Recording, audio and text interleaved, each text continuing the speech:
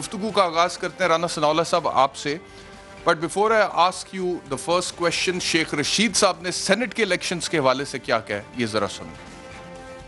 میں P D M کو Saint کے الیکشن میں حصہ لیتے ہوئے دیکھ رہا ہوں. میں تو پہلے ان کو کہتا ہوں کہ بھئی آنا ہے تو ابھی آ جاؤ، موسم ٹھیک ہے، دھوپ نکلی ہوئی ہے. اور بعد میں جس دن عمران خان سینٹ میں اکثریت حاصل کر گیا تو پھر یاد رکھنا اس قانون میں وہ سارے کرپٹ اور ڈسانسٹ اور منی لانڈر کے خلاف وہ ایسے قانون لائے گا کہ آپ کی چیخیں نکلیں گی.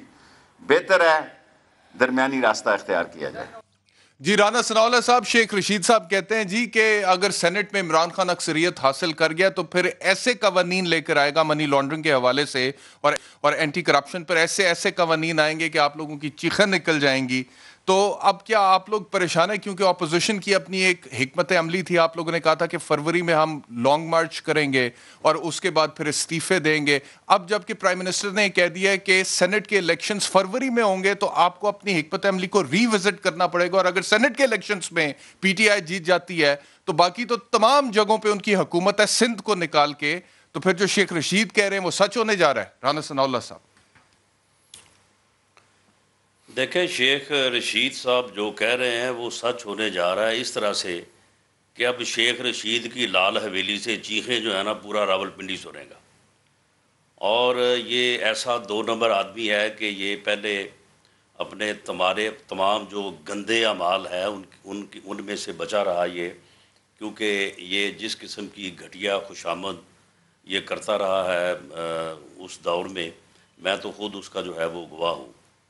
دیکھیں، جہاں تک اس بات کا تعلق ہے کہ پی ٹی آئی کی گورنمنٹ جو کس دور کی بات کر رہے ہیں رانا صاحب؟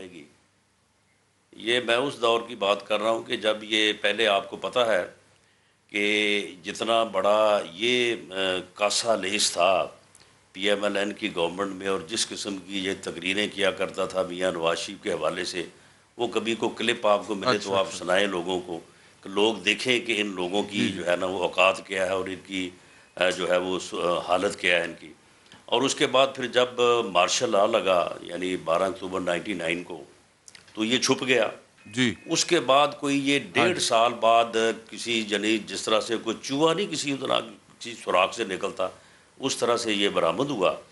اور اس کے بعد یہ مسلسل جو ہے یہ جنرل پرویز مشرف کے گیت گاتا رہا کو تقریباً 7-8 سال. اس کے بعد جب میاں نواز اور رانا صاحب اس وقت آپ کے وفاقی وزیر داخلہ، آپ کس طرح کی زبان استعمال کر رہے ہیں ان کے حوالے سے؟ مہربانی کریں، وفاقی وزیر داخلہ شیخ رشید کے بارے میں آپ بات کر رہے ہیں. نہیں، آپ مجھے یہ بتائیں کہ اس وفاقی وزیر داخلہ کو کون سمجھائے گا کہ تم انسان بنو، تم کس قسم کی زبان استعمال کرتے ہو؟ جب یہ وفاقی وزیر داخلہ اس قسم کی زبان استعمال کرے گا تو کیا پھر میں جو ہے وہ میں پھر کہاں سے لاؤں زبان؟ اس کی گھٹیا زبان کا ہی میں نے جواب دینا ہے نا. وہ جتنے ہی بہتر سے بہتر الفاظ میں دے سکتا ہوں وہ میں دے رہا ہوں. اور میں جو بات کہہ رہا ہوں وہ حقیقت ہے. اس میں ایک لفظ بھی آخر میں نے یہ کہا ہے نا کہ یہ پی ایم ایل این کی گورنمنٹ میں یہ کرتا رہا، اس کے ثبوت کلپ آپ کے موجود ہیں، آپ کے اسٹوڈیو میں آپ نکال سکتے ہیں. اس کے بعد جب جنرل مشرف کے دور میں یہ اسی قسم کی گفتگو کرتا رہا وہ موجود ہے. اس کے بعد جب میاں نواز شریف صاحب واپس ہے اس وقت کا میں موقع کا گواہ ہوں کہ پھر ان کے ساتھ یہ کس قسم کی جو ہے وہ شامل ہونا چاہتا تھا پی ایم ایل این میں. اب عمران خان کے ساتھ جو یہ اسے کہتا رہا اور وہ جو اسے کہتا رہا وہ تو اب بھی آپ چلا رہے ہیں. یہ بھی 3 دن پہلے یہ آپ کے چینل سے جو ہے وہ چل رہا تھا. تو میں کوئی غلط بات تو نہیں کہہ رہا، یا تو ہو نا کہ میں کوئی اپنے سے کوئی ایسی بات کر رہا ہوں کہ جس کے اوپر آپ ٹھیک ہے. اچھا چلیں آگے بڑھتے ہیں، میں نے کوئی غلط زبان شیخ صاحب کی پرسنالٹی سے آگے جاتے ہیں. رانا ثناءاللہ صاحب مجھے بتائیے گا یہ جو بات کی ہے انہوں نے سینٹ کے الیکشنز کے حوالے سے، اگر وہاں پہ بھی پی ٹی آئی گورنمنٹ بنا لیتی ہے تو ایسے قوانین آئیں گے جس سے پھر آپ لوگوں کے لیے مشکلات پیدا ہوں گی.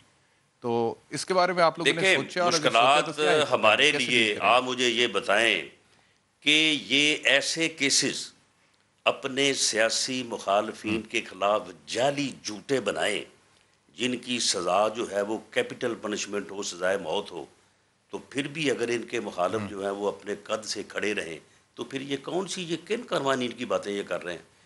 جتنے جھوٹے مقدمے انہوں نے بنائے ہیں، جتنے جعلی ریفرنسز انہوں نے دائر کیے ہیں، اس کے علاوہ اور کون سا قانون بنائیں گے جی؟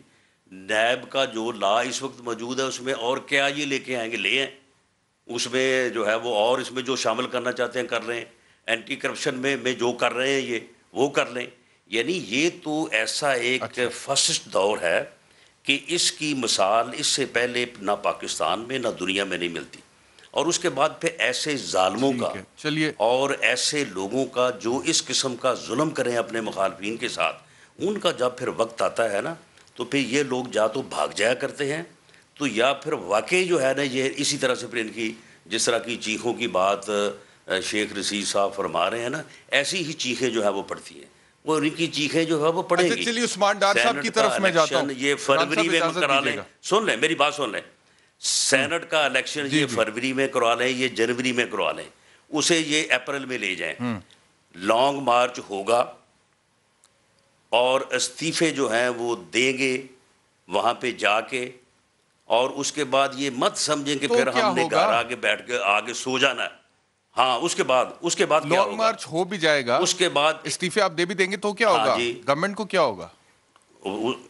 گورنمنٹ جو ہے دیکھیں عوام میں نفرت جو ہے اس کی ایک جو ہے اس وقت پورے ملک میں، یعنی پبلک ایٹ لارج لیول پہ ان کے خلاف نفرت موجود ہے. ہر بندہ یہ سمجھتا ہے کہ یہ سلیکٹڈ ہے، یہ نااہل ہیں، یہ نالائق ہیں، یہ کرپٹ ہیں، انہوں نے لوٹا ہے عوام کو. چینی سکینڈل میں، آٹا سکینڈل میں، گیس سکینڈل میں، اب لوٹے گئے. یہ گیس سکینڈل ان کا شروع ہو رہا ہے. اسی طرح سے جو ہے وہ ادویات سکینڈل میں، اور انہوں نے اربوں کے حساب سے ان کی اے ٹی ایم جو ہے انہوں نے بھری ہیں. عوام کا ایک نفرت کا لیول ہے. چلیے رانا صاحب اب مجھے اجازت دیں، میں ذرا گورنمنٹ کا بھی موقف مرحلے پہ لوگ زبان سے برا کہتے ہیں، اس کے بعد جو ہے وہ پھر لوگ جو ہے وہ اپنا پہلے دل سے برا سمجھتے ہیں، پھر زبان سے، اور اس کے بعد لوگ نکل آتے ہیں باہر.